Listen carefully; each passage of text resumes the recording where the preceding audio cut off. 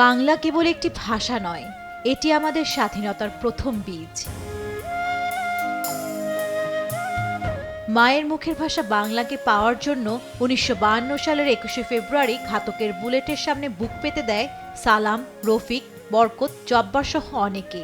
বিশ্বের নজিরবিহীন ঘটনার সম্মানার্থে ২১শে ফেব্রুয়ারি বাংলাদেশের গণ্ডি পেরিয়ে আন্তর্জাতিক স্বীকৃতি পেয়েছে।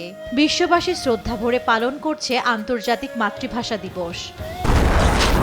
হিউস্টনে রকিং টেস্টি, সীমানা ছাড়াও নিজেকে হারাও।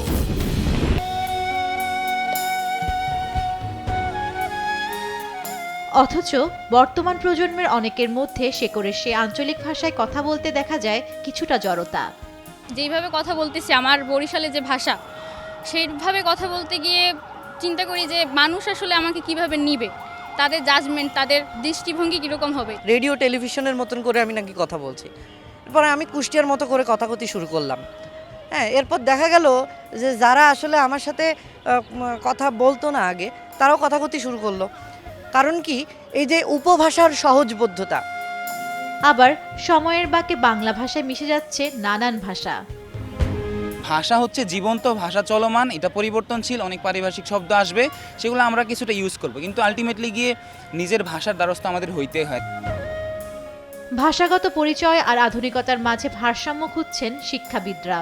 উচ্চশিক্ষায় ইংরেজির পাশাপাশি বাংলাকে গুরুত্ব না দিলে ভবিষ্যতের অস্তিত্ব নিয়ে সংকটের শঙ্কাও করেন। আমাদের যদি আসলেই ভাষা আবেগকে আমরা কাজের ক্ষেত্রে আমরা প্রয়োগ করতে চাই, তাহলে আমাদের দুইটা কাজ খুব জরুরি। একটা হলো প্রযুক্তির ভাষা নিয়ে কাজ করা এবং আমাদের উচ্চশিক্ষায় বাংলা পাঠ্যপুস্তক প্রণয়ন করা। বর্তমান প্রজন্ম মনে করে ভাষার ফিউশন বা মিশ্রণ কোনো বিশৃঙ্খলা নয়, বরং তা বাংলাকে করে তুলেছে আরো সাবলীল। যতক্ষণ ভাষা পরিবর্তনশীল ততক্ষণ ভাষা জীবন্ত। মুই বরিশাইলা, মুই মোর ভাষা লই গর্ববোধ করি। আমি চাই আমি বাংলা শিখি, আমার প্রজন্ম আমার থেকে ভালো বাংলা শিখুক।